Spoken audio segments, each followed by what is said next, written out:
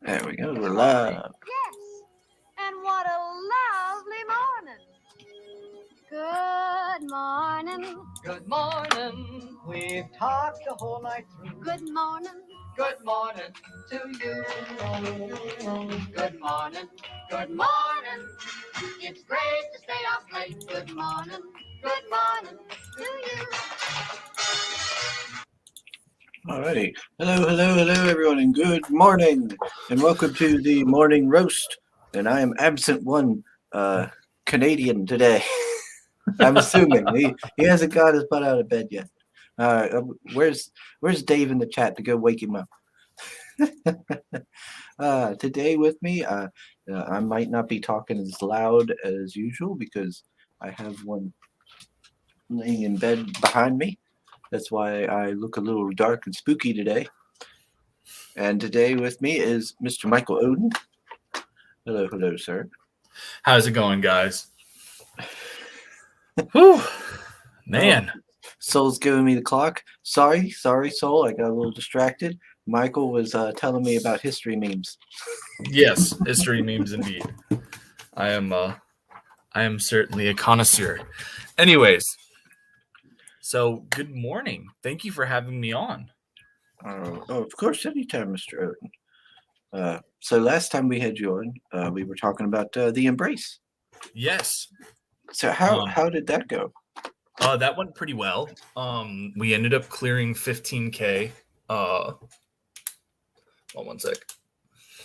We ended up clearing 15K as far as funds raised. The fulfillment process has been a bear because we had some issues with the initial printer and everything, but we got the new books in here this past week, and I've started fulfillment. The way that I kind of work it is I get the local guys that are close to me that I can drive to done first because I can just drive and drop off those books, and I'm starting to put together those packages, and then it'll move on. Like I do it in kind of branches out, so it's like I do the stuff that if I send, it will get to people faster, and then there will be a bunch of books that I send to a fulfillment guy, Critical Blast, and he's going to handle a lot of that stuff. So once I have everything sorted and everything, I'll send all of everybody's stuff to the fulfillment service, and we'll get that out to people. Oh, great. Awesome. Yeah, I feel like I've seen you post something on Twitter about that recently. Yeah. We I got all of the books together and everything, and I took some fun pictures and put them up so that people knew that the books were coming. Oh, Mr. Soul says, welcome to the Morning Roast, where we've managed to escape the embrace of post-festive activities to talk Nine Realms and something else Odin is working on. Good morning, Chris. Tim? Michael and chat. Yeah. Well, glad you're back, Soul. Glad you're with us. I hope your holidays went well. How did yours go, Mr. Oden? Oh, they went all right. It was an exciting time. I got some good time with the little guy, and yeah, got some cool stuff. Hold on a second. I got to turn off my sound. Completely forgot about this. Settings. Come on. Work phone. Let me see. We got Mr. Fisk with us. We've got Mr. Red Gaze. Soul's telling me I get a pass for it. It's easy to forget time when Michael talks history. Yeah, there was also who's another one that I like to listen to talk history. Matt Krotz. Yes, Mr. Matt. He's good for that. Oh, no. Don't you turn back on. I assume you're a bit of a history nut. I've seen the pipictures of you in the Crusader armor. Oh yeah. I used to read a lot of history books. I used to have I used to frequent Walden Books a lot before they became Books a Million up there at the mall. And when they were switching to Books a Million, they were selling a lot of their like stuff. So I bought one of their big like double-sided displays that went all the way down and had like 4 rows of bookshelves on each side, and it was like one of those big, heavy things. It was a pain to get home. But I bought it, put it in my room, and just loaded it up with all my history books that I had Yeah. read. But oh yeah, I read mostly military stuff. It's been like throughout different time periods. No, and that's the way to do. Like, it's one of those things where I feel that when it comes down to studying history, I think the thing that gets most people into it is the conflict, because it's like reading an action story. It's you know, you're hearing about all these crazy things that are going on in all the battles and everything like that. But it is really interesting once you move past that and you start looking at the social elements that are going on in the period. I've gotten over, like, you know, my big entry into history, as most people know, is the antiquities, classical era, Greece, Rome, etc. But over the past few years, I've really gotten into the French Revolution. And yeah, you know, you've got the Napoleonic side of things, and that's really cool to go take a look at. But it's really also interesting to take a look at the events of the French Revolution and how those were caused, and like all these different moving pieces, all the different philosophies, schools of thought, different constitutional governments, and what have you. It's definitely one of those things that I feel that the action-packed, you know, military side of things really gets people rolling. But then when it comes down to is that eventually you get to a point where you start to look at like the stuff that's happening behind the scenes that causes a lot of these conflicts, and those are really fun. Yeah, I used to. What was my one? I had a book that I really liked to read. It was like one that was all about the psychology and everything behind like the feudal era and everything, like the mindset. It was like something like a world lit only by fire. There it is. Yeah, it was all just like the psychology and the social structures and everything that caused them to think and decide the way they do. Johnny Cage says, "Why is Chris in the dark? He just woke up, didn't he?" No, no, no. I'm in the dark because someone else behind me is still asleep. Hey, Marvin. Hey, Mr. Wynn. How are you? Hope you're doing Man, well. it's been a minute since I've seen Marvin. Good dude. Yeah. I see him all the time down at Steel City Con. And him and the Heroinberg folks. Let's see. That's right. Don't wake the niece. That's right. She'll be grumpy at me. Soul said he got to enjoy quite a lovely few days with the family. That's the best. That's the best thing about it. What about the holidays? Soul's putting the link for the thing we're here to talk about: the Elysian Fields Remaster and Nine Realms catalog mailing list. Yeah, that's exciting times. That's. I'll bring up the little mailing list here. Yeah. Since we're talking about history. Yeah, might as well dig right in. So go on ahead, Chris. I was gonna say, so what made you decide to do a remaster? So we got a lot of really good feedback on Elysian Fields. But one of the things that we got notes about was like when you're listening to the feedback and everything, it's important to kind of, listen to your audience, listen to what they have to say. And one of the things that we got from my audience is, as cool as the as good as the book was, the color work, while not bad, could be better if we had a dedicated colorist. And so for me, this was one of those things where I wanted to make sure that, we listened to the feedback and we got a new colorist on.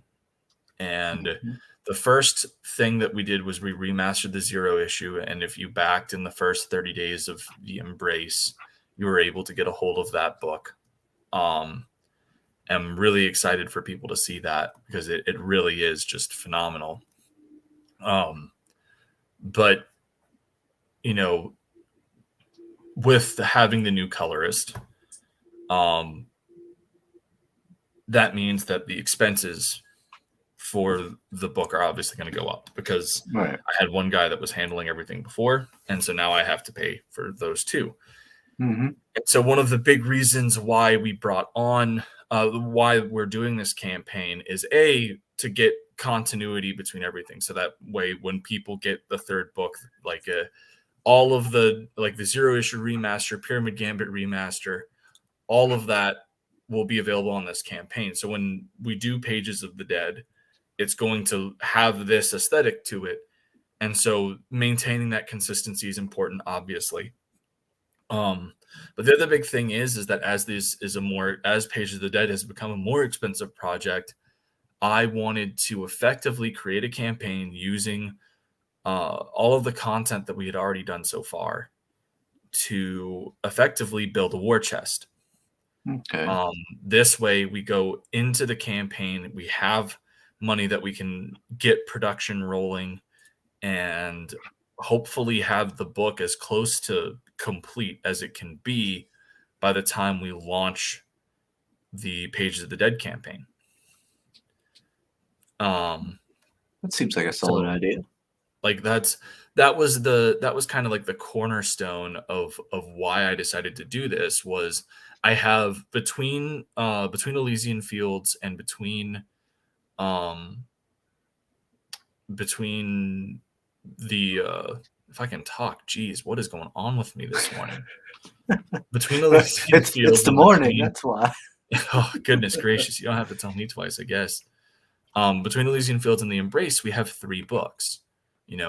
And while that's not a massive catalog, between that and the different types of merchandise we can be doing, there's a lot of opportunity to get people in and either catch people up to books that they might have missed because they either just got on with The Embrace, or they only saw Elysian Fields and didn't see The Embrace somehow.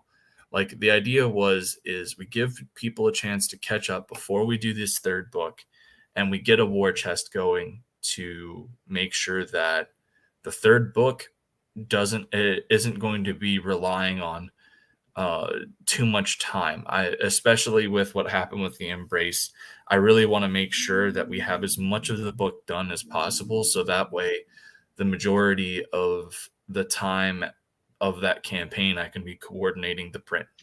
Okay. That way it's kind of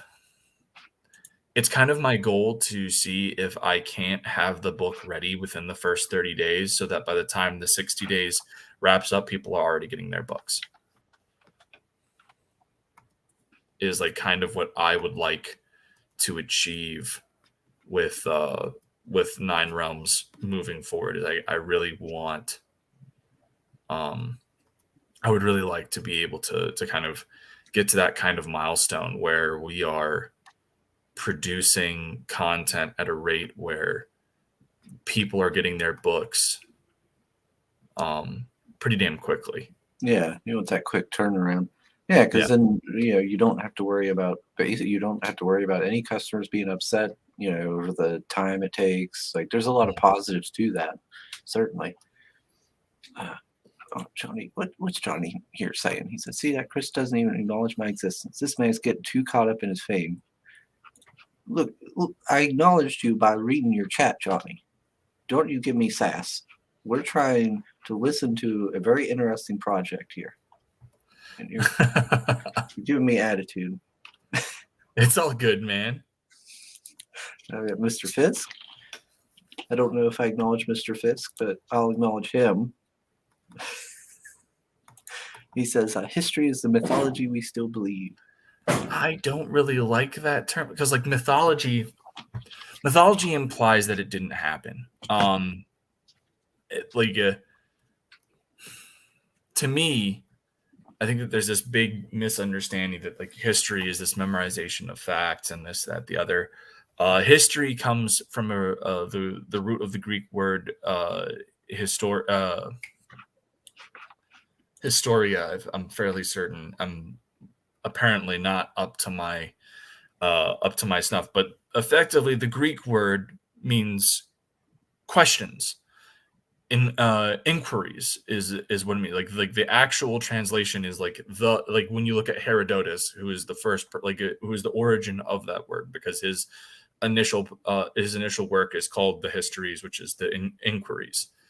It's all about asking the questions and getting to understand all the different perspectives of the story. We know that the event happened, but how did it happen? At what extent did it happen? What different points of view should we be taking into account to try and create the most accurate picture? Because the fact of the matter is that every single scope that you look at is going to be tainted by bias, right? Like everyone wants to be the hero of their own story. Right. So when you're looking at it, the way one side sees something isn't necessarily the way another side is going to see it. So the job of history is to establish, okay, we know this event happened. What do these guys say about it? What do those guys say about it? What do these guys over here say about it? And try and cobble together an understanding of the truth. Because that's what the root of history is finding the truth about the event. And so I don't really like equating it to mythology, because like mythology is mythic. It's supposed to be larger than life. And there's active embellishment there, but history is meant to cut through the embellishment and figure out the truth of a situation. Like I'm a huge fan of like study of the Trojan War. I realize that like 90% of what we understand of the conflict that we associate as the Trojan War is probably bunk. Like these characters that we've all attached to in regards to that myth, they may have existed. They probably didn't have the names we associate to them. Like there's just so much that we don't know about that because of the Bronze Age civilization collapse, and because we don't really know how to translate linear B and this, that, the other. But the fact of the matter is that people continue to search, and that's what that's what the whole point of history is the continued search for the answers to questions. Could be like, you could almost say it's like the science of rediscovering the past or something. Yeah. Something fancy. Oh, we have American Comics with us. It says, "Hey, chat. Hello. Let's see. So saying to Michael, I can agree on that. Colors seem a bit bland on the interiors of Elysian Fields. Props for making good use of the feedback you got." Yeah, and well, that was the whole thing, was that Marcelo was a very good colorist, but one of the things that we got was that his color work was not as strong as his lines, and was pretty flat. And so we brought on Avery Ferdinand, and as you can see, like the difference is like night and day. Like for those that have actually seen it, but like for comparison, I guess I can pull up the old like cover of the book. Let me see. Yeah, unfortunately, I am not as prepared as I should be, and I don't have a bunch of stuff to show off here on it. I was like, well, I know the mailing list. Yeah, so like we've got the mailing list going on for this, and it's exciting stuff, obviously. And we're nearing 100 signups. And when we do that, I'm going to announce the secret tier that will be available for only people who do the sign up.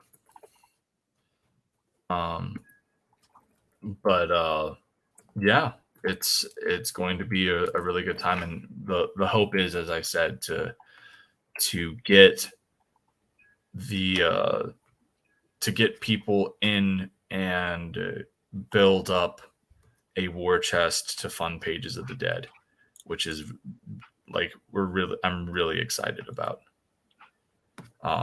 because the script for that's done, and my art team is chomping at the bit to get started. But I've got to make sure that we've got stuff there to get it funded, because I need like with everything that I've been through over the past year or so, it's one of those things where financially I cannot bear the burden entirely on my back. So it's one of those things where I'm taking what I have and I am trying to make sure that we get enough things to get the ball rolling. Let me catch up with the chat here. We got Pale Rider with us. Says, hello, everyone. Where the hell is Sim's lazy ass? Who knows?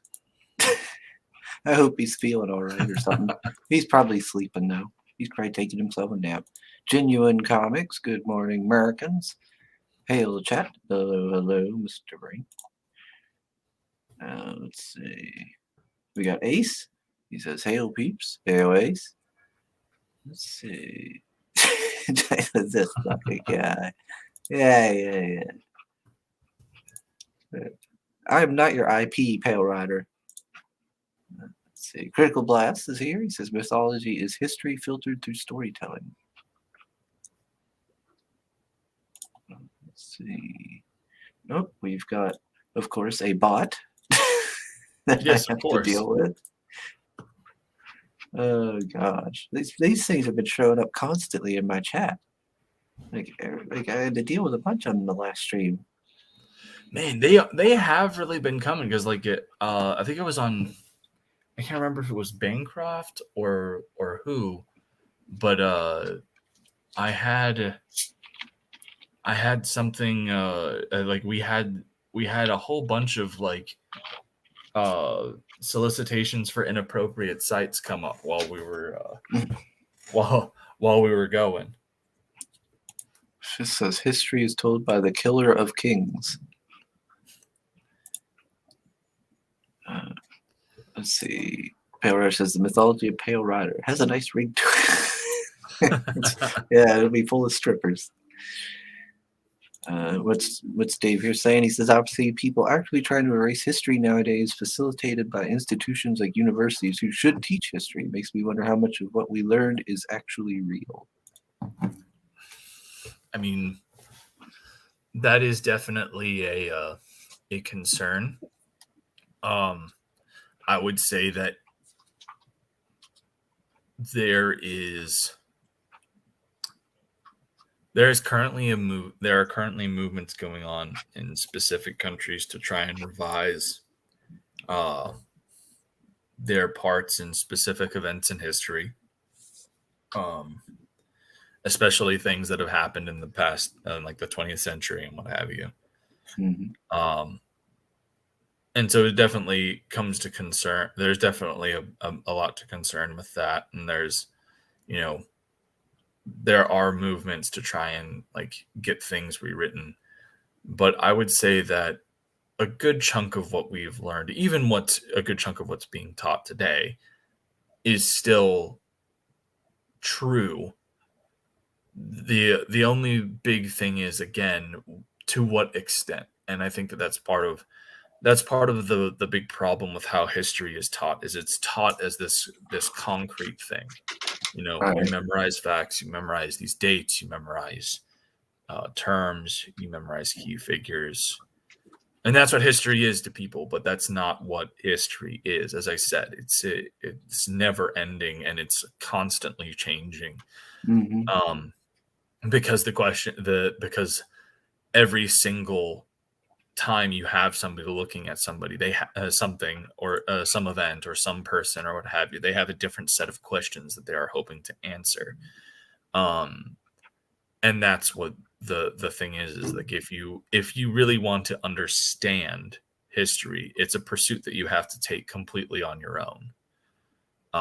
There's no class, there's no nothing that is going to be able to do that for you, unless you're a history unless you were studying history in like higher education. Because even if you have a university that's trying to change things, if you do the research and you provide the evidence to prove your point, there's nothing that they can do to tell you you're wrong.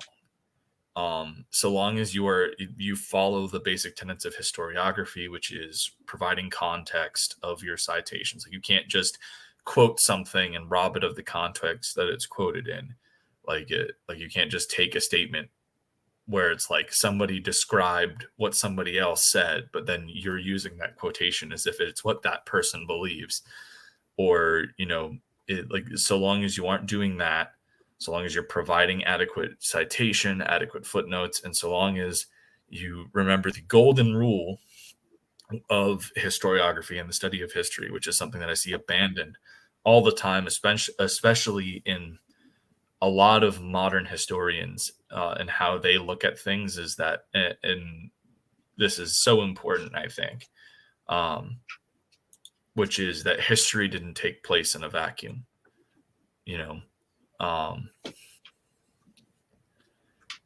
There's this whole thing where we look at these figures like, oh, can we still call Alexander the Great because of X, Y, and Z? It's like, well, yes, by definition, everything that Alexander did was great. Right. Like, you have attributed a positive connotation to a word that is neutral of good or evil. When you look up the dictionary definition of great, it means like grand in scale, right? Like it's large in scope and in scale. And every single thing that Alexander III of Macedon did, for better or worse, was great in scale. Right. And there's no taking that away from him. So yes, Alexander the Great should be called Alexander the Great. What you need to realize, though, is that we have put this man on an impossible pedestal, and that he is a controversial figure. Even when you look at him through the context of his contemporaries, there were plenty of people that were around back then that had issues with Alexander and what he was doing. And some of them had good reasons, some of them did not. But like, at the end of the day, that's what's important. Again, this whole process isn't about memorizing facts. It's about asking the right questions and finding the answer to those questions through primary sources, or analyses of primary sources by other historians. Let's see. Let me make sure I caught up with the chat. Historically inaccurate, but it's still a sweet read. Yes, yeah, that'd be Mr. Fisk's book. Let me see. Now this area interests me. Moon Edition, Achilles versus Gilgamesh statues. Yeah, That's so fancy. I had a quarter scale statue done when I did Pyramid Gambit, and it's awesome. Like, I have it over here. I can even bring it down in a minute. But when I put them up on the campaign, they were just too expensive. People weren't able to buy them. And so it was one of these things where it's really cool. I have the print file for it and everything like that. And that was awesome. But we weren't really able to move any of them. So it was one of those things where I wanted to find a way to get this out to people and make it available to people. So I've been scouting around for some 3D printers, and I found a few guys that could print it at 8 inches, and it would, and I could put a reasonable price attached to it and make these available for people. So that's what we're doing. Is we scaled it down to 8 inches. They'll be painted. But that's one of the things that we plan to do, is really, as I said, we have a lot of things that I have done already that are very marketable. It's just a matter of getting them right out in front of people.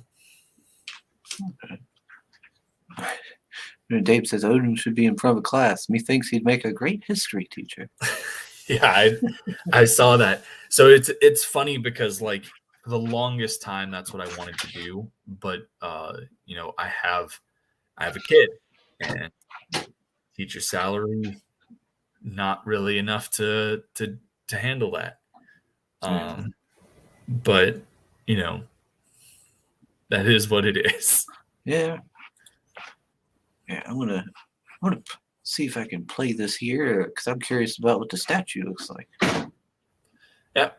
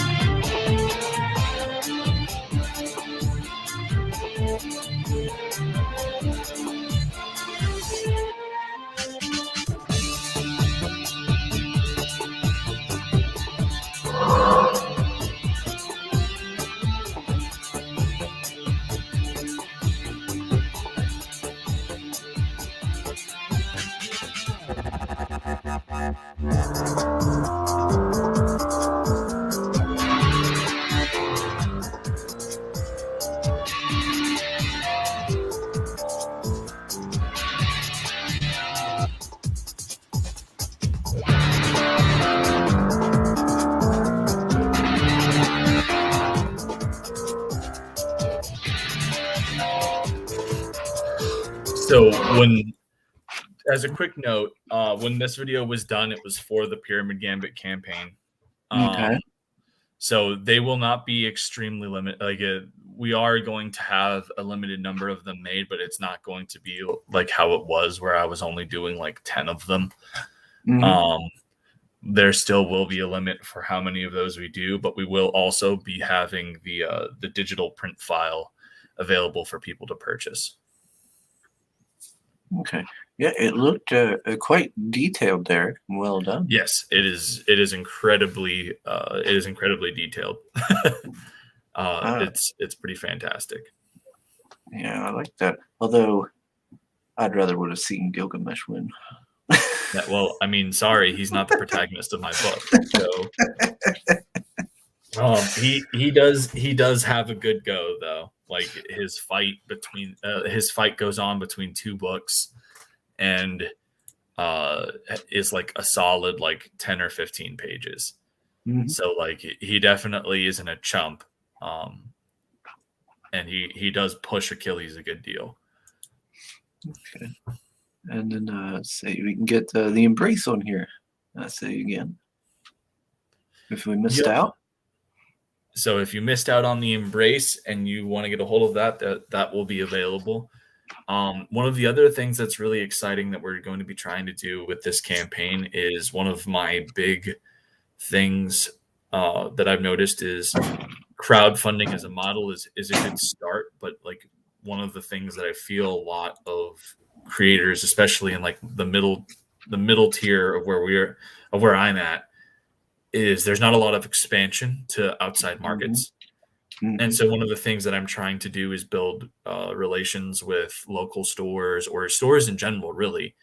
So there will be retailer tiers available for all the books where we take our larger books and split them in two.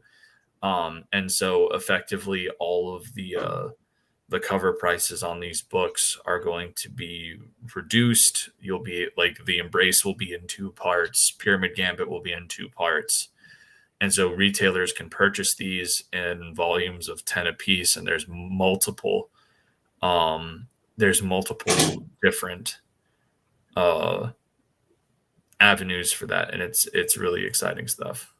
Yeah, that is one thing that I always like to hear is that people aren't just like, well, I'll just keep doing the Indiegogo things, and like they've got a plan beyond it, and they're trying to get a way out of just doing the crowdfunders.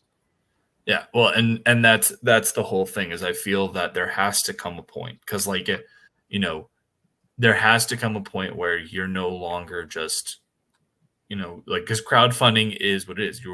You are being crowd sponsored. And so like the whole point should be is that you are doing this as proof of concept to get other people invested. Yeah.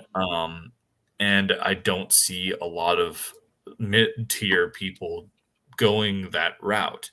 And I think that that's a mistake. When you have the people that are making hundreds of thousands of dollars on their books, those people have established audiences, right? Like they've been working in the industry for however many years. Crowdfunding is a sustainable model for them because they don't need that. Like they have a base. They've already established their market.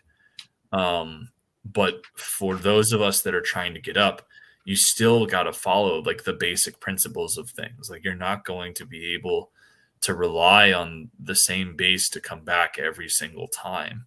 And I've been fortunate. We've had pretty comparable numbers between all of our campaigns, averaging between 300 and 400 backers. That is, so like that's a really good thing, and that's nothing to scoff at. But like there's going to have to come a point where I find out ways to bring in more people to put eyes onto Nine Realms. And the best way for me to do that is to get these books out into the direct markets one way or another. Right. Yeah. I mean, to me, it's always been my idea for it has always been like the crowdfunding is like the way to kind of get you started, and then the goal should be like not having to crowdfund anymore and just be able to put it out there, and to be so successful, you don't necessarily have to do crowdfunding because you're Yeah. able to just keep consistently putting out product, and you've reached those other avenues and things like that. Correct. And it's not to say that like, even for me, like if we do get to that point where Nine Realms is its own sustaining thing and we're able to keep just producing content without having to do this, that doesn't mean that there aren't going to be moments where I do crowdfunding campaigns, because it is an excellent way to build hype, and it's a way to get a premium quality product to your supporters that have been there for you. So like my goal is eventually to get this to a point where the Nine Realms properties are bringing in their own revenue and are paying for themselves. And then whenever I have like for instance, the Embrace is a mini series. So when the Embrace finishes, I'll do like a crowdfunding campaign that collects all the issues of the Embrace into like a massive omnibus. That's like one big book. And so that would be something that I would crowdfund first. And so that way the people that have been there since the beginning have an opportunity to get this before anyone else. Yeah, I mean, I think that would be kind of cool to be able to like be completely self-sustaining, put out your product through stores and other things, and then use the crowdfunder for like special limited edition things, or stuff. So really fancy stuff for the people who've always been there and supported and things. And I think that's what the point should always be. Is it's like, once you've established your market, you do the crowdfunding stuff for specialized products for your most dedicated fans, right? Because not everyone's going to go out there and get it, but like the people that are, they're going to go out and get the stuff that they really want. And if there's an inherent collector value to it, then they're definitely going to go bite. Okay, let me check here. Soul's excited for the Embrace t-shirt. Yep, there is an Embrace t-shirt. Let's see. If the lack of sim hasn't turned you off completely, like Sharon's like, oh, I see how it is, Soul. I see. Okay, I'm not good enough for you anymore. You need sim. Well, it's because you're not in the red dress, Chris. We've already established this. Yeah. I don't do it for you without the dress. Hold on a second. I gotta turn on my light now. There we go. Ouch. She's awake. She went to the mother's house over there. All right. Oh yeah, see the shirt now up there in the corner. Yeah, look at that. That's fancy. I like that. Yeah. That Booty Juice seems to do some pretty good work. Yes, he does. He's phenomenal. He's easily one of the best up and coming talents I've seen on the indie side of things. His line work is outstanding, and he's got a really good eye for composition, and really brings this nostalgic 90s vibe in his work that I think really resonates with people. I like it. Like, it's really impressive. I'm excited because he and I are going to be working on something. We'll be talking more about that as that is more down the line. But okay, let's see. Michael's got a line. I tend to have like a few. I don't always have good ideas, but I'd like to think I have one or two every now and again. Let's see. So it's not true. I'd watch you on your own play Postal 4 for now. Well, that is high praise, Soul. If you're going to watch me play Postal 4, that is a high praise. Let's see. Yeah. And yeah, that brings you to like the end of the mailing list. Yeah, I need to make sure I'm signed up.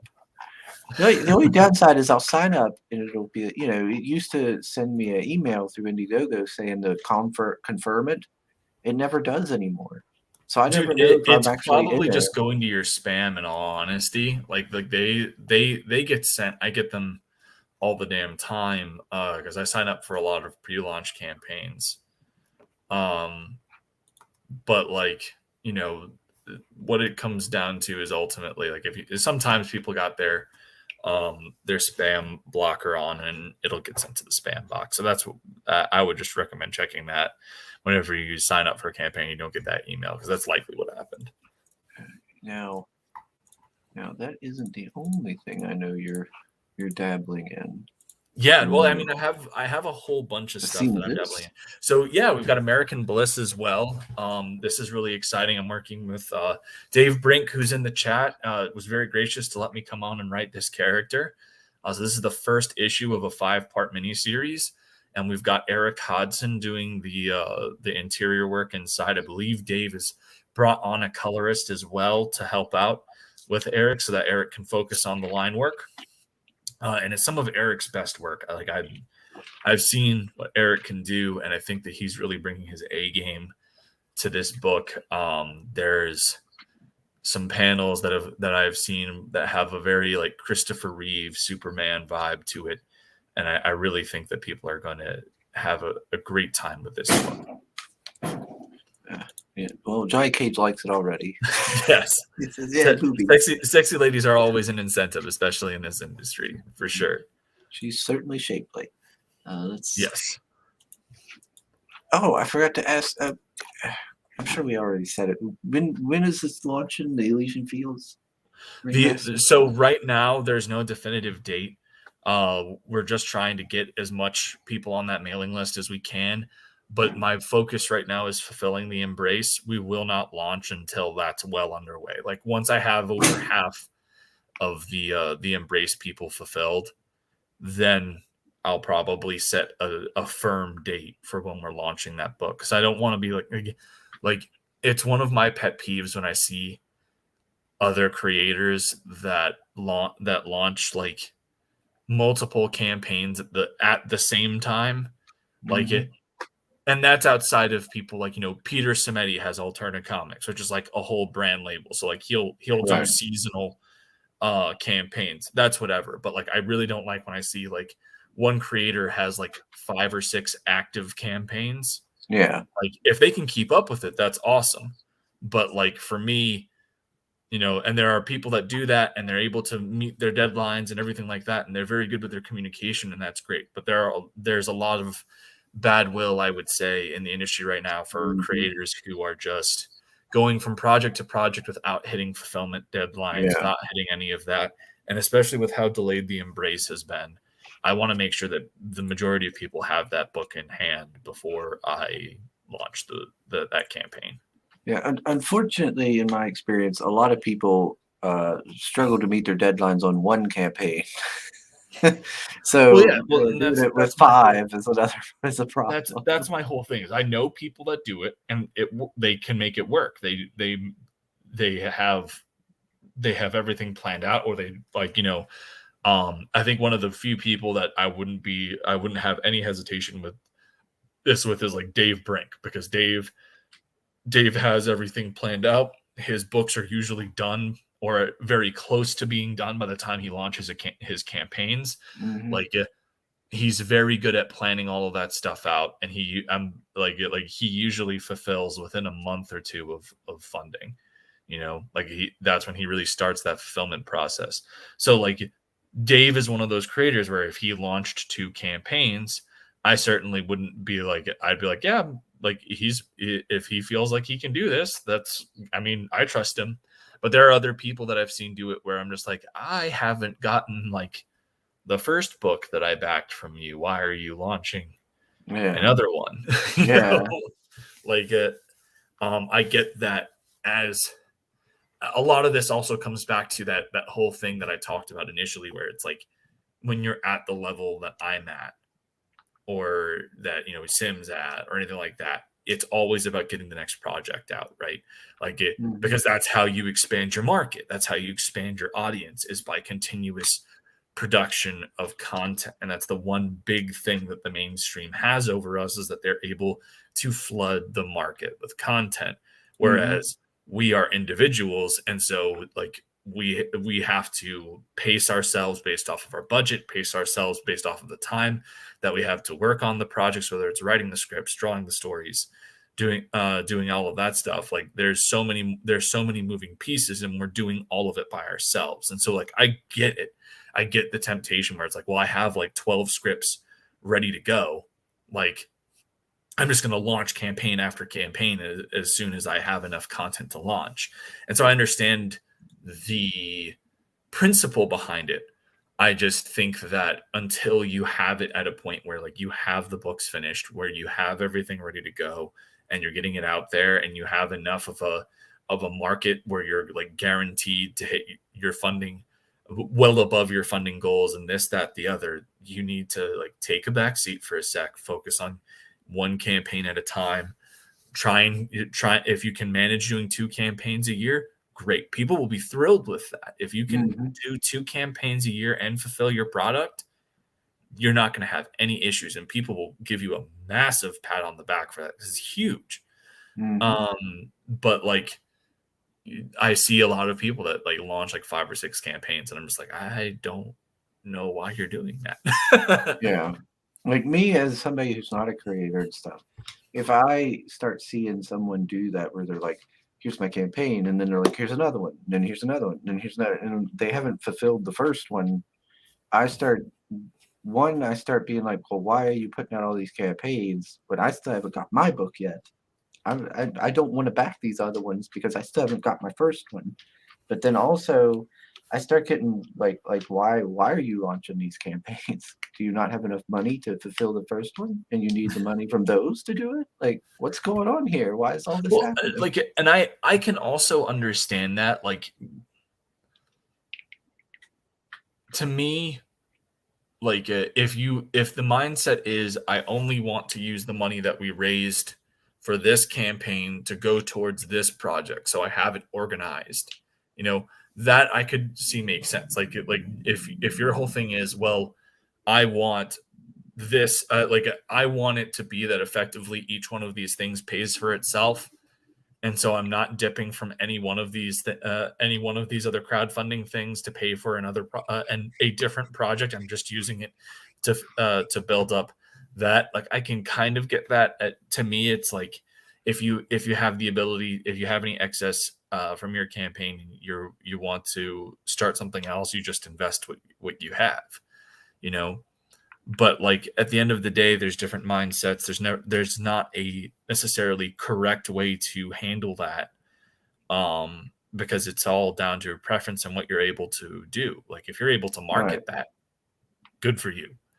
But like I do think that, as you said, I think it is a harder sell because people are like, well, why do you need me? Like, why are you immediately having to do another crowdfunding campaign for another project? Like, you made X amount on this book and you did pretty well. Like, why are you rushing to go do another crowdfunder? Yeah. Now, I will say, if the person does have a history of fulfillment, on time, no issues, then that's a different story. That's a different story. Again, that's why I was talking about, Peter Samedi has an established reputation. A lot of these guys have established reputations, and if they're putting out other content, and especially if Samedi has Alterna, which means that not every book that he's putting out there is by him. He has different creative teams that collaborate under the Alterna label. So it's like, okay, like you're not just it's not like you are the only one handling all of this. You've got multiple people bringing in content that you can make sure hit their deadlines. That's a completely different story. But if you've got like one guy that is responsible for the scripts and everything like that, and then he's paying and he's bringing in other artists and what have you, that becomes a bit more of a risque factor, I think. But there are people that are able to manage it, and I mean, all power to them. I just know that for me, it's better if I focus and I get things done one thing at a time. American Comics says, I've been on that for myself, that being the supply chain and retail outlets as a part of us in multiple ways. The idea you have to go through Diamond, etc., the notion you can't, I guess, do it yourself is sheer lazy. Well, he's saying that like there are multiple ways to get into local stores. Okay. Yeah, you don't have to rely on distributors like Diamond or what have you. There are ways that you can go about it. If you aren't taking advantage of those opportunities, then you're just being lazy, I think is what he's getting at. Yeah, okay, gotcha. Yeah, that makes sense. All right. Sorry, I'm not the brightest bulb. Oh no, you're all good. Let's see. Soul's putting in the link for Dave's genuinecomics.com. Yeah, beautiful American looking site Bliss. too. Let's see. Bristolian Dave's YouTube channel. Ginge. Hey, Ginge, how you doing? He's saying hey to everybody. Ginge Gingerton. He has a YouTube channel as well. I think he recently posted about reaching a milestone in his subscribers. That's I think awesome. on Twitter. Yeah, congratulations. If I remember right, congratulations. Let's see. Merrick Clark says, then again, in reality, how far apart is the launch and continuation of Superman and Batman, etc.? If you're going to compete is the bottom line. Oh, and they said that is correct about your interpretation of this earlier. Ah, good. Good. All right. And you've got other things cooking? I do. So as we talked about here at the beginning, I am a bit of a history nerd. As has been shown in Elysian Fields. And Elysian Fields is more of my leveler to mythology, as it's like effectively Mortal Kombat with mythic heroes. But I've always had this fascination with the Iliad, with the Trojan War, and everything like that. And it's always been kind of one of my goals to do my own interpretation of the Trojan War, and do it in a way that is authentic to the period and everything like that. And so, after 20 years of interest, research, and everything like that, I wrote my script for Pro McCoy, which is going to be a multi-volume, multi-graphic novel story that tells the story of the Trojan War. Takes a lot of the myths and stories that we have from Homer, from the Greek tragedies, and everything like that, and weaves them into a cohesive narrative based in reality, and set during the Bronze Age, and all of the sets of armor and everything are period accurate. All of the settings are based around the archaeological dig sites and artistic recreations of those dig sites.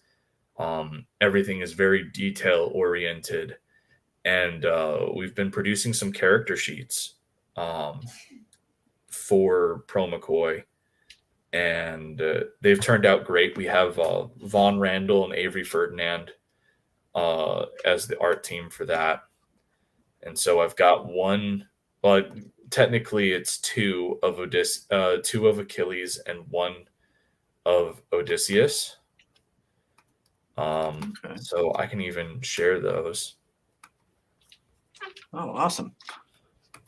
So yes, people were saying that you should be a history teacher. Well, this is even better. You could just give your passion of history through the books. So this is the Helmeted Achilles. So as you notice here, all of the armor here and even the dress, it's all period accurate, Bronze Age panoply. All of the weapons are bronze. You'll notice like decorative metalwork that is of different colors, but nothing that you wouldn't see on actual like Bronze Age stuff. And so without his helmet, we have this where Achilles is described as having fiery hair in the works of Homer and post-Homerica and everything like that. And there have been people that interpret that to be blonde hair, which is generally the consensus. And there are people that have interpreted it to be red. And so what I did was I had him kind of dye the tips of the longer tips of his hair red, and then he's got the blonde hair for the base. Yeah, good kind of meet in the middle there. Yeah. But yeah, so this is Achilles as he appears in Pro McCoy, and this is going to be. It was very fun because Achilles is the main character of Elysian Fields, and I wanted that version of Achilles to embody who he was in the Iliad. So when I was doing this approach on the character, I had to find something that was a different angle, but still maintained the authenticity to who he was in the myths. And I'm really excited with how this turned out. I genuinely hope and believe that when people read Pro McCoy, Achilles is going to be one of their favorite characters, and it might be people's favorite iteration of him as a character. It's very authentic to the myths with a really fun twist.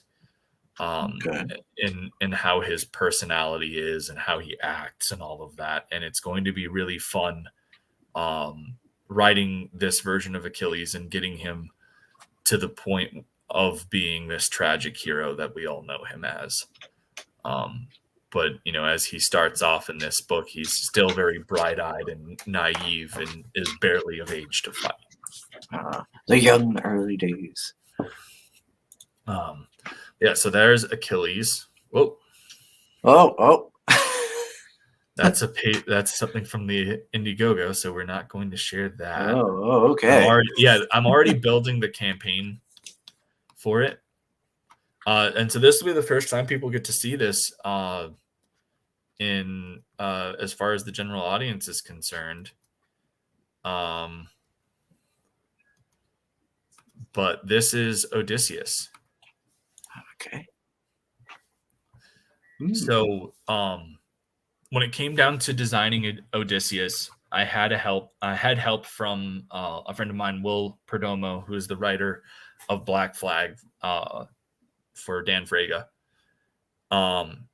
And we were talking because I wanted Odysseus's armor to be armor that was suited for an archer.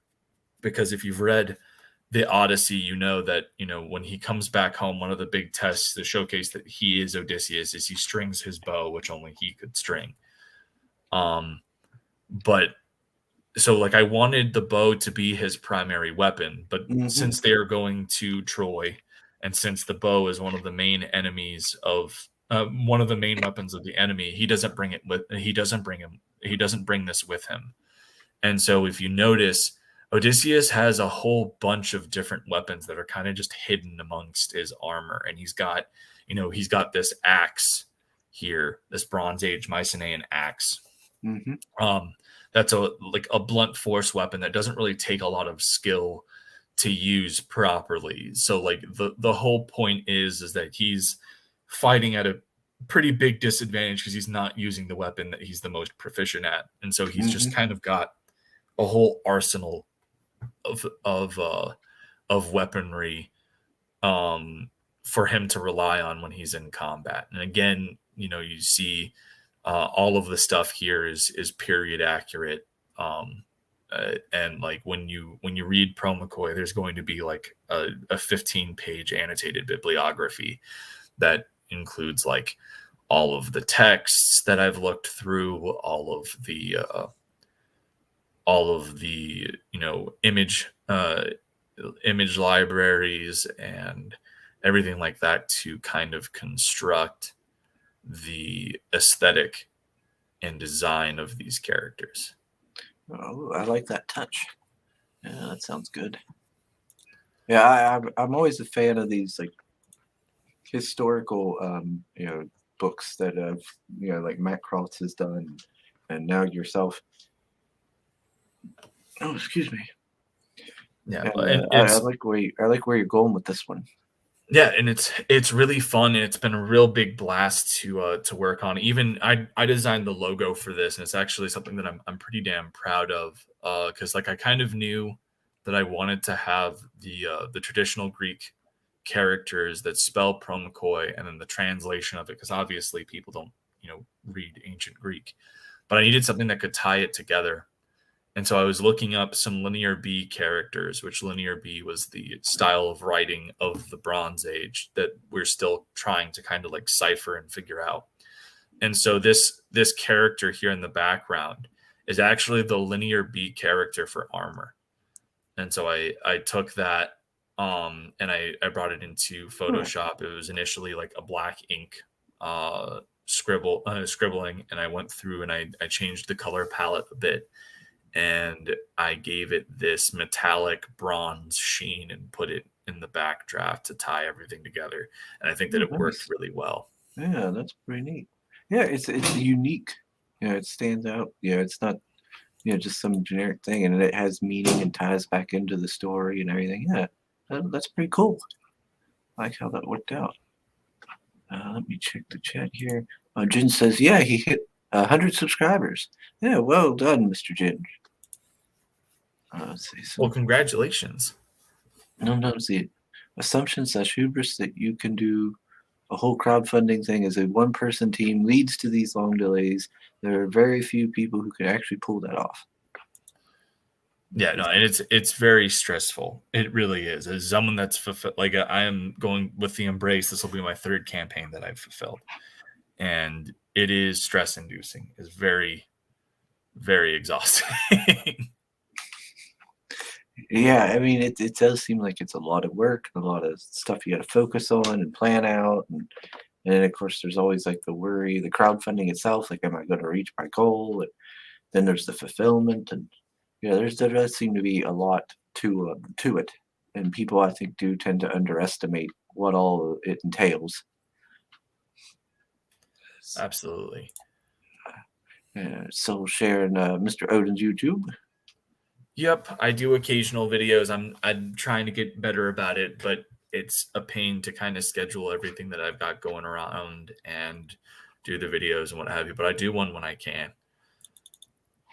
So I think the last one we did was on comic economics and talking about like the current trends of the industry and talking about how the current sales trends for the mainstream show inflation rather than growth, which is like there's the whole claim like, oh, well, the comic book numbers are showcasing that more comics are being bought. It's like, yeah, but it's over more titles and it's not enough of a growth for it to showcase healthy.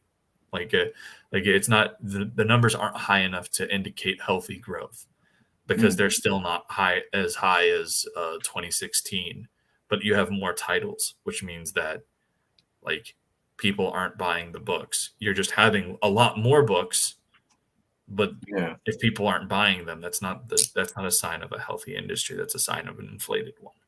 Right.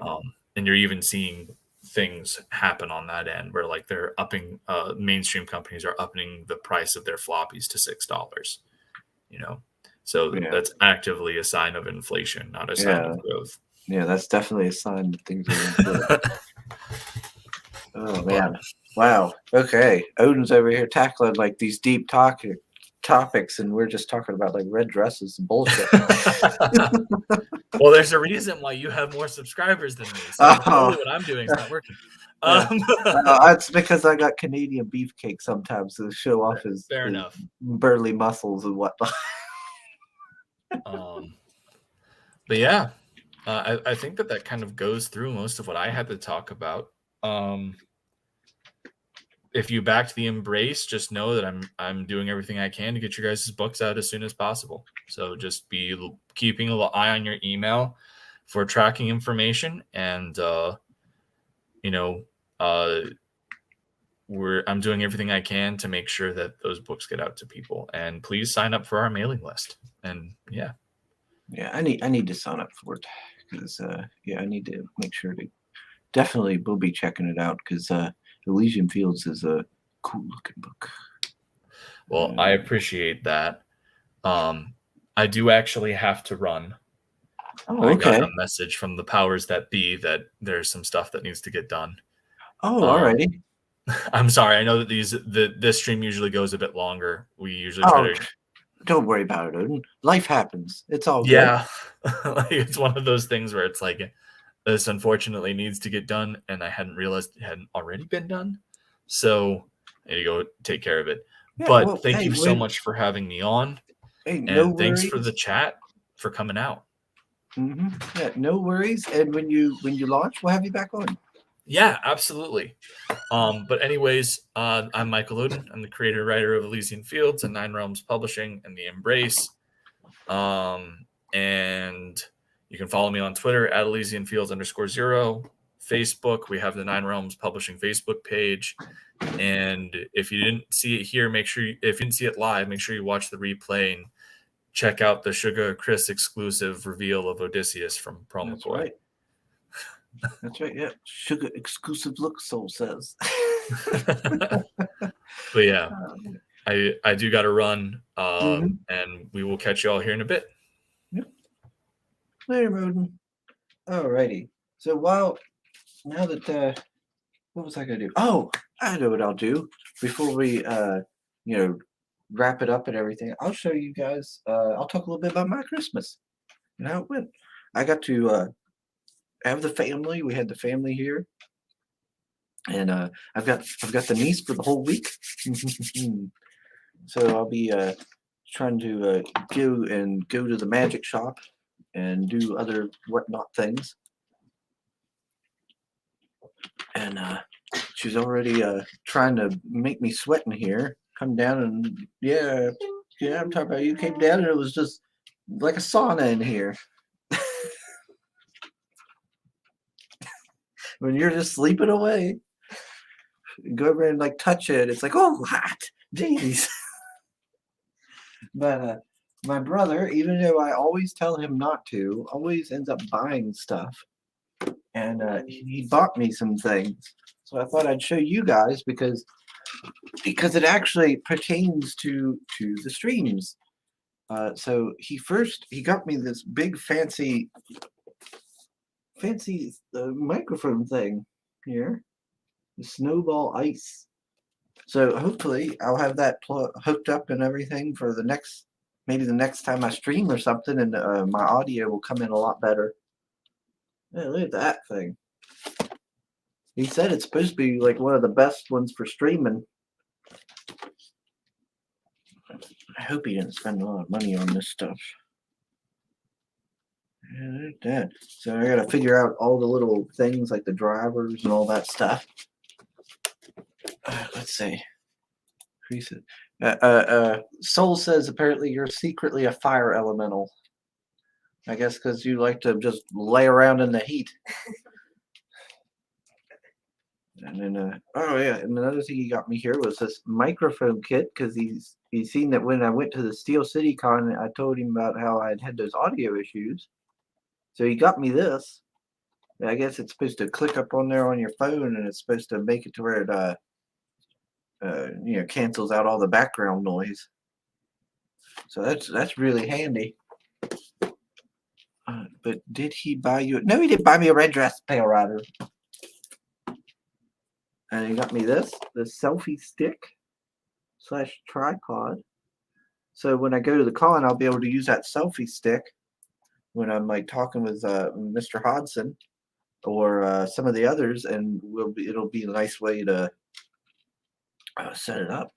Yeah, so I won't have to awkwardly hold it. That'll be nice. And then what else? He got me this thing. This is a weird one. It looks almost like you're wearing like a. It shows the lady on the back. Yeah, it looks like she's almost wearing some sort of weird dog collar, don't it, or something?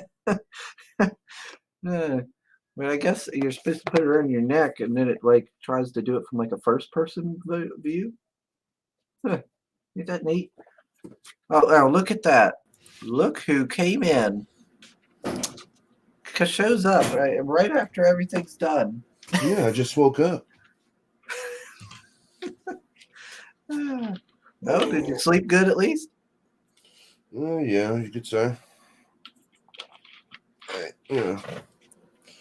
Usually I wake up at 11 or 10:30. I didn't sleep too well, but you could say I slept well the last 2 hours. That was all right. I just woke up. Oh, no worries. So what did I miss? Odin felt jilted. He said every time he comes in, you're late. When he both times he's came to, be on the show. Oh, really? He said he thinks you don't love him, Sim.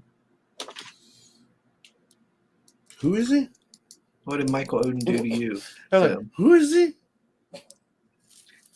He didn't do nothing. Let's see. Nice stick you got there, pal. Let's see. The kid think he'll be a pro streamer in no time. Yeah, yeah, some of this stuff I could really this stuff's pretty going to be pretty useful. The selfie stick will help with the cons, and the same with this little microphone thing. Huh. And this column thing, I don't know how I'm gonna. I guess that could be useful when I'm walking through the con, showing everything off. Oh, excuse me. Okay, that's weird. Yeah, like look at how you wear it. Looks like you're wearing like a collar. Like it's a necklace or something. Yeah. Yeah. I don't know. I don't know about that one. But look at this thing. Look at this thing.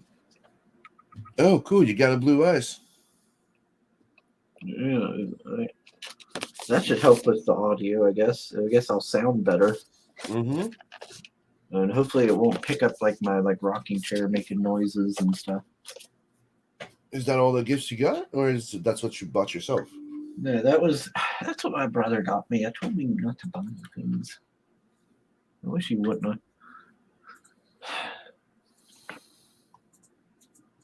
Let's see. That's cool. That's good. That's gonna upgrade your stream quality. And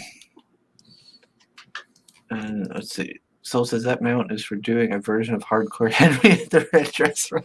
Yeah, there we go. Just see my hands right up there.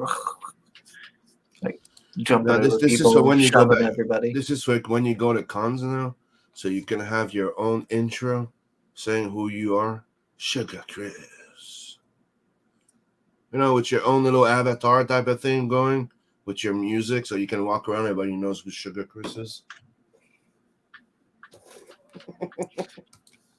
Just strutting around. Soul says, "Hey Seb, about time you mountain dwarf." Colorado says, "Go back to sleep, you lazy ass Canuck." John K says, "That's BDSM." Just saying, I had trouble sleeping yesterday, and well, you don't. So I went to bed at like 6 something. Thought I would get up. I usually do, but I didn't. How did you? And why the hell did did it get? You've only been streaming for like an hour. Yeah. Where's the guess? He had to go. Huh. Awkward. What do you mean awkward? Do you think he hacked my phone so I wouldn't be here? And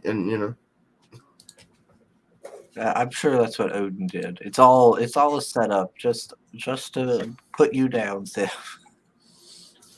Everybody's out to get you. Sam. You didn't want me here. Everybody hashtag blame Sam.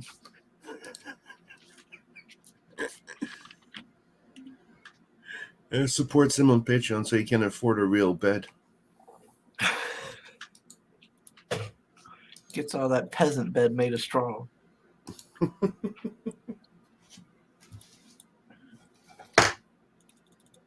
right, let me see here. What was I going to say? Yeah, how was your Christmas, Sim? Really? My kids are coming back today. Mm-hmm. They've been with their mom. And my holidays have been spending them with Dave and working so far. Well, you can celebrate it when they get back. Yeah, my holiday usually is between now and New Year's Eve with the family. Mm-hmm. So that's why I'm like, my holidays are. It hasn't happened yet. Exactly, you know what? Yeah. Yeah, I've got some meatballs waiting on me. If you haven't ate them all yet. Uh-huh. I had to make sure to take one of the Tupperware things of meatballs and shove it in my fridge. Maybe if I'm lucky, she hasn't got to it yet.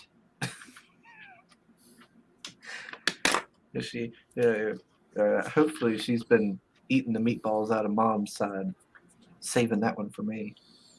Oh, I love some of Mom's meatballs. It's good stuff. That's it. Hashtag blame Sim. That's right. That's right, Mhm. American Comics. It's always hashtag blame Sim. Yep. And you don't know? Blame Sim. Mm-hmm.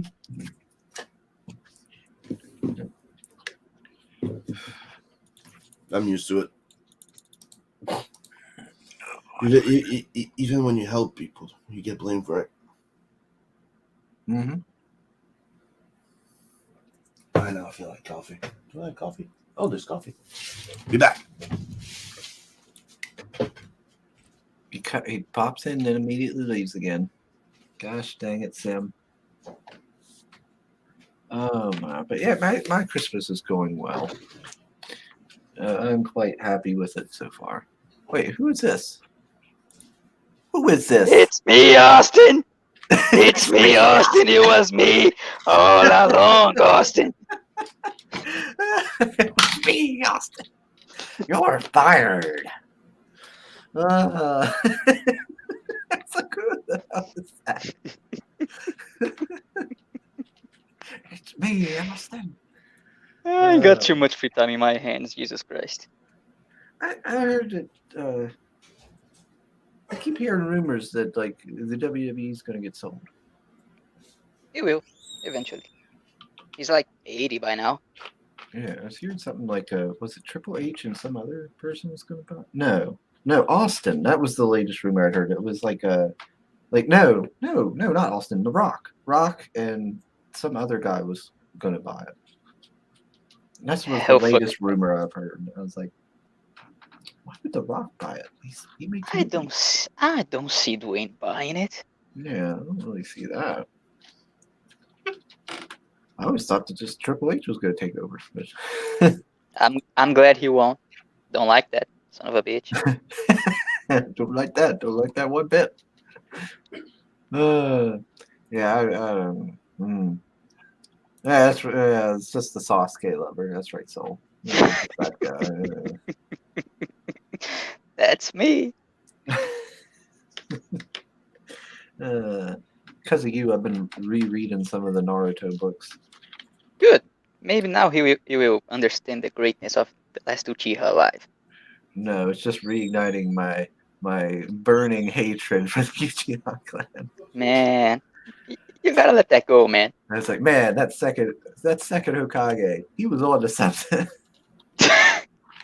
That's racist. It's not racist. They're not a race. Yes, it is. It's xenophobic, at least.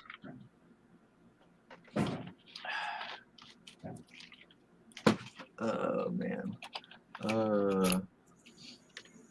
I still really like Naruto before the time skip. I liked it when they were just younger.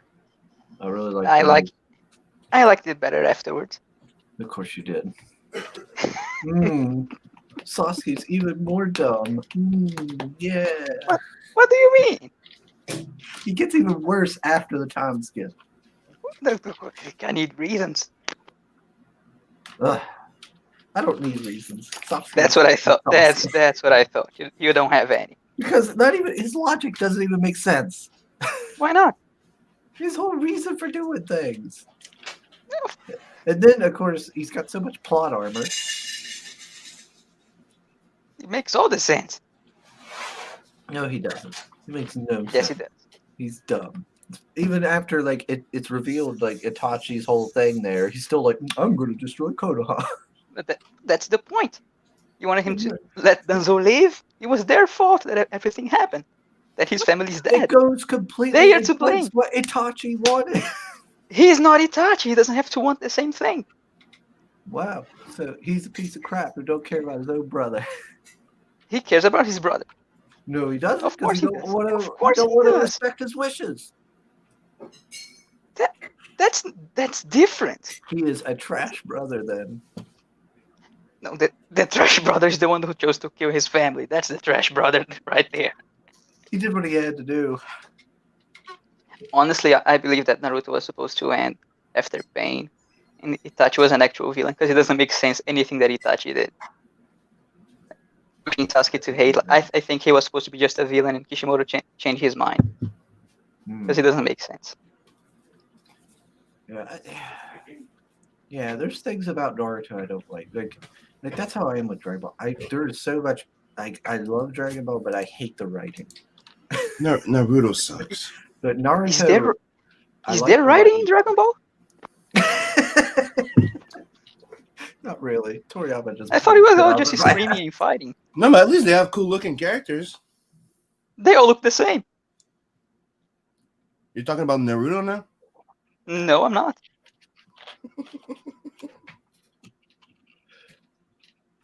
Naruto has some good, cool-looking characters. Like Jiraiya. Who? He dead. Yeah, I know. All the cool characters die. Sadly, Naruto. Naruto's not dead yet, is it? I don't know. It's pretty close. I kind of, yeah. I don't really care for Naruto either. I've been fine with him, man. Somebody that would get a name called Boruto, like, you know. Wait a second. So what exactly did you like about it, Chris? If you don't like the protagonist, not the second main character, why did you even bother reading in the first place? Everybody else. Everyone else. Because like, That's everybody just- likes it. I need to like it. And he tried to like it, and it didn't work. I was like, yeah, Deiji, yeah, Lee. Ooh, Kakashi's cool. Yeah, this person's kind of neat and interesting. And I was like, ah, Naruto. Yeah, he's just all right, I guess. Jiraiya, yeah. Oh, God, Sasuke. Ugh. Oh, I like that comment. I agree with you, Soul. I definitely We want to go see over that. 9,000. No, the one above it. Now he wants to see Chris and Johnny doing the Naruto run. Yeah, I definitely Hell want to no. see that now. Hell no. I seen some kid. I seen somebody they were recording it for their phone, and it was this kid, and he was like, and he was doing like ninjutsu hand signs. Then he does the Naruto run towards a wall, does a flip off the wall, and then does the Kamehameha. Wait. I saw that one. I was That's like, a weird oh, crossover. no. I was like, oh, no, kid, you're gonna get bullied for the rest of your life. We call that a geeky remix. How old was he? You mean how high was he? I'd say How old? Maybe later middle school to high school. Hmm. Maybe he can get away with it. I don't know. There was a lot of people around, and they were laughing. Well, They did not seem impressed with fucking his weak. weebness. Oh boy. So how's your morning going, John? Morning. It's almost 3 p.m. already. Well, wherever it is over in, Weebland. That would be your house. But, well, it's going pretty nice. Was working this morning. How's the art going? People seem to like it. It's going pretty good. Making some money. Good. I like to hear that. I still need to commission you. I haven't done that yet. Yeah. No, you haven't. Yeah. You I can need barely to. stand me as it is, let alone hire me. I know. I see how it is. I Give you money? see. Jesus. I see how you treat. I see how you treat me. I know. I give enough people, begrudgingly give enough people money like Sim. Damn, that's how you treat your co-host. I know, right? Sim, you deserve better, man. I don't know how you stand this.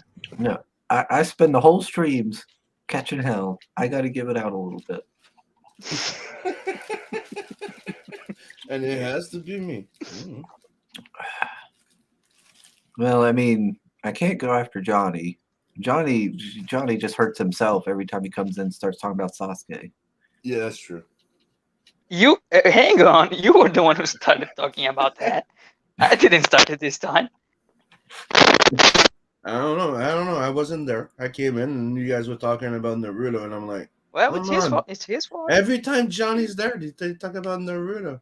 It was not my fault. Not this Okay. time, at least. Sure, Johnny. Sure. And so, Yeah. if you pay me enough, I'll do almost anything.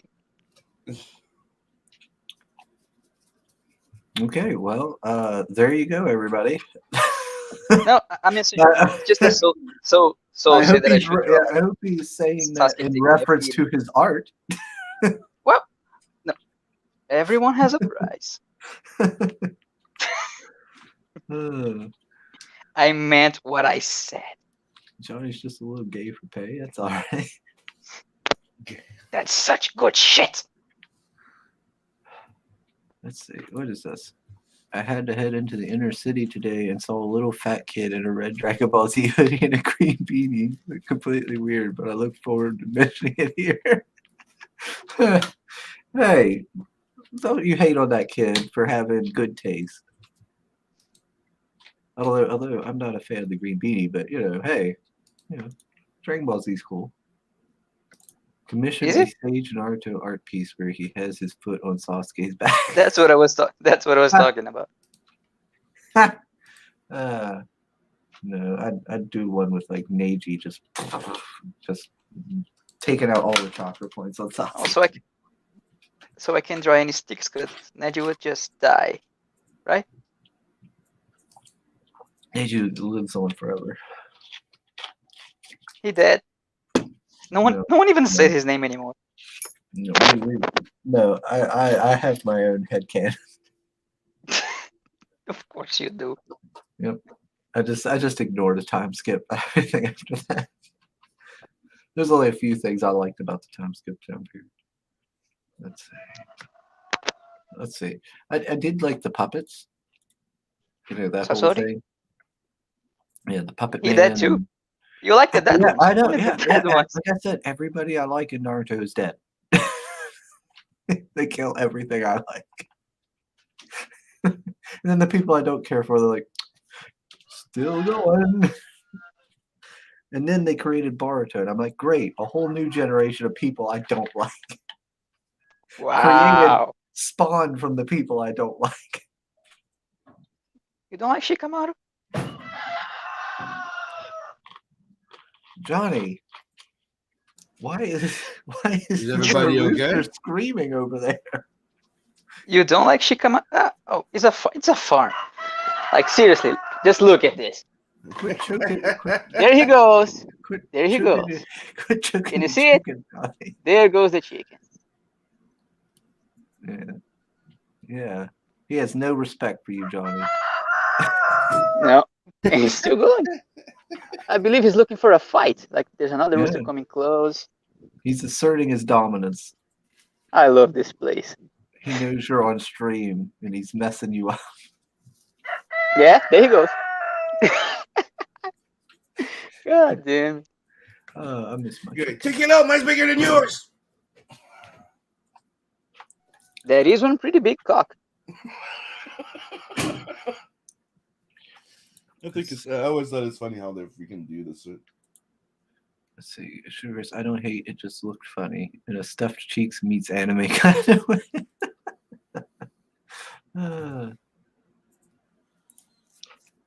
Johnny, don't show the rooster. You can send him blood on it. Yeah. You're gonna get like Sim in your DMs going, you need me to take care of those roosters for you? I'll come down. Okay, I didn't know you were into that. He's like, oh. Just snap those neck, pluck those feathers, and eat those. No, that's my grandma's job. She likes to do that. Every week at least one of them dies. What? She didn't train you to do it? No, I know how to do it, but she likes to do it. That's the thing. Yeah, okay, that's the she actually likes to do it. Okay. Grandma, don't fuck around. Nope. No, she don't. No, they don't. She really doesn't. Let's see. Time to 12:40. I gotta do it by today. Hold on a second. Who's over there on the other side of Trinity? Amy's laying upstairs. Oh, just Amy? I think so. Oh, okay. Who's Amy? My brother's lady. Let's see. Wow, I got a bunch of missed calls. Probably spam. Yeah, that's a fancy thing. That's a You don't fancy respect anybody, do you? Like, you can even answer your phone. It was spam. You don't know that. So what You did you didn't get? pick it up. That's so nice. That snowball thing, Okay. the microphone. Oh, Now we gotta nice. figure out how You to got do something it. else? Yeah, now we gotta figure out how to set it all up and where I'm gonna put. I'm about to rearrange my desk to find a place to set it. Yeah, it's pretty Yeah. easy to set up. Yeah, they were saying something about going to. I have to go to the website and download something so it'll cancel out like background noise and stuff like that. Oh yeah. Which will be good because then I won't have to worry about my rocking chair no more being an issue. And hopefully like my you- voice. Hopefully Not my like you really voice. care right now. Like, you don't mind making noise. What? You just do it. Yeah. That's how you assert your dominance. Like, yeah. Lie back. Let your chair talk. Like, chair streams are really popular. You will get to that 1,000 like really fast. Yeah, You didn't get that. yesterday Cecil did a sleeping on his chair stream. See? I'll just set up the stream and just leave, and I'll just leave it up all day. You put some weights on it, so you'll be going back and forth like by itself. Yeah, You have some movement too. Yeah. Follow Johnny to look at his curvy drawn ladies and to DM him about Sasuke. Please do. I'd Yeah. love to talk about him. Uchiha talk or whatever. Yeah, you can tell him about how superior Neji's eyes were to Sasuke's. They really weren't. Yes, they were. They were much better. Before the time skip, they were hefted. Nah, the Byakugan isn't anything.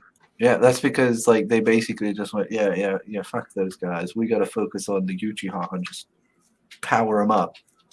But he's like a protagonist, man. What did you expect? He is trash, and his stupid eyes are trash. You gotta let go. Magically create fire through my eyeballs. Oh, this hatred. That's the coolest power ever. So All don't the forget powers to step are back and share, and never miss those little altercation. All the powers are dumb. None of it makes sense. That's why it's fantasy. What do you want from me, man? No. Neji's powers made sense. They really don't.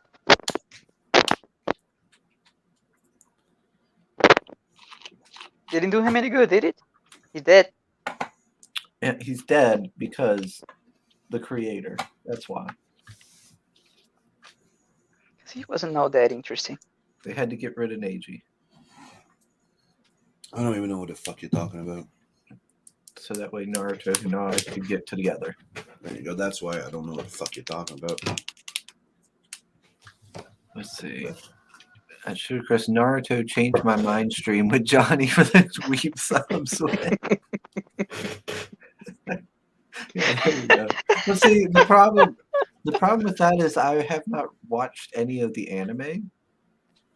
And I assume it has like a lot of filler and stuff that goes on that It really does. yeah, Like, that I probably should need to know for all this. No, stuff. just go on YouTube and look for the best fights, and you'll have a good time. You don't have to watch all of it. It's like really not necessary. Yeah, because I've been rereading the end there, the war. Oh, the Yeah, that thing fell apart so bad. yeah. I was like, this isn't good. It really fell apart. Oh boy. Because like, I was reading the mangas and I remember being initially excited for the war, especially when they were like, "Oh, the Edo Tensei, they're bringing all these, cool characters from the history of, the past, and then also, characters from the distant past and everything." Like, oh yeah, that's gonna be cool. And then it just felt like it just was like rushed through them all. Up they're sealed, up that's sealed, up that's sealed. Like, okay, why even bringing them back? So the side characters don't look like just an audience watching Naruto and Sasuke solve the problem. Yeah, it just felt like a waste of time. It Like, was. Really Yeah, was.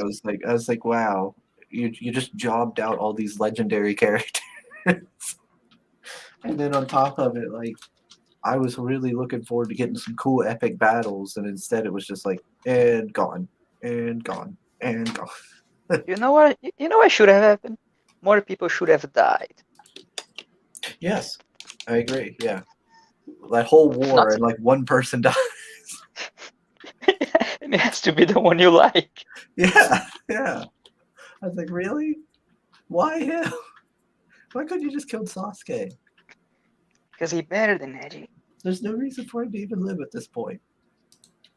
Neji doesn't have a Megazord like the Susanoo. That was retarded too. His eyes just create a mech.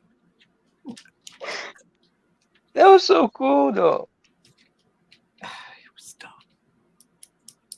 Man, no, oh, good lord, you're so like such a snob. Just let it go, Yeah. man. Enjoy Yeah. it. I'm Just very, enjoy it. I'm very particular. I don't like most things. Oh my! I need to sit down and watch more anime. But I got the kid. I got the kid with me for the week, so I got lots of time to be watching some anime. You watch JoJo yet? No, Damn, that was an aggressive no. no. Odin, before we started the stream, was brought up JoJo. He was doing like a meme about it or I something. haven't seen that. A lot of people are telling me I should watch it. Doesn't look interesting. Oh, it's interesting, alright. Like, doesn't make Is much it? sense, but it doesn't make much sense. It's kind of crazy, but interesting it is. Oh, And well. that's yeah. Odin said he thought he wasn't going to like it either, based on just from looking at it. But then he said he got into it and everything. That's how it is for everybody. I'll check it out. There's a lot of other things I need to check out before I do it. Like I was curious about the Ragnarok thing that's on Netflix there. Record of Ragnarok. Yeah, I know that one. Yeah. Yeah, it's got the booby woman. Yeah, And that two was, people holding their boobs up. yeah, you have to admit, like when you see a girl beating somebody up with their boobies, you're like, that's interesting. A weapon is a weapon. Like if it gets the job done. Hey, 5 pounds. Getting smashed with 5 pounds on your head. It's 5 pounds on your head, no matter what it is, right? I will go gladly. That's how I want to die. So it's what they call a death by snoo. Exactly. You're a man of culture, Sim. Not like this. Sasuke hating. Weirdo hippie. Like snob. Mistreat his audience every single stream. Watch your count fell to 3. Yeah, and you have one of his fans and investors in the show still waiting for him to finish this. Dun, dun, dun, dun, dun, dun. I never agreed to that. Wait, what's Yes, that? you did. No, I didn't. Yes, you did. Why? You made another promise? No, I didn't. What was it now? What was it now? You made a promise on the stream that if we were gonna get that many, some backing during the weekend, and Gargoyle showed up and he paid and he goes, I want my I feel like a woman. And the worst thing is on that stream that he was half asleep, like on the red gaze, he went, I feel like a woman. All right, all right. Because he wants to do it fully awake, but on the stream, because he refused to do it here, but you did it on red. All right, so it's done. We're moving on. I don't have to worry even about it. acknowledge that it was done. You're like, I didn't do it. I don't have to acknowledge it. It was done. Move on. Let it go, people. I don't even know what you're talking about, but I guess I gotta go see what it is. I've watched that one. It's an interesting premise, but very drawn out battles, and the logic is all over the place, even considering that it's fantasy. Mm. Oh, there you go. What was else? I don't think I got anything else I need to say. I do need to wrap this up. I got things I need to do. You got the ladies waiting for you. I got meatballs waiting on me. Phrasing. Okay, I got meatballs waiting on me, and Phrasing. I know, right? Yeah. Yeah, go to Oh my God.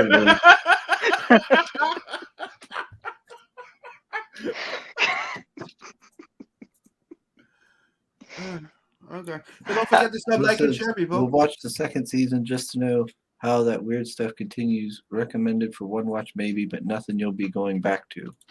Okay. Enjoy the meatballs. All right. Yep. I don't even know thanks. if that's PG. Thanks everybody for joining us. Thanks, of course, Vince McMahon and Sim. Yeah, don't forget, 17 days left to jump on that second chance campaign. Yep. You're running out of time. Yep. And we'll see you all again on the next one. Later.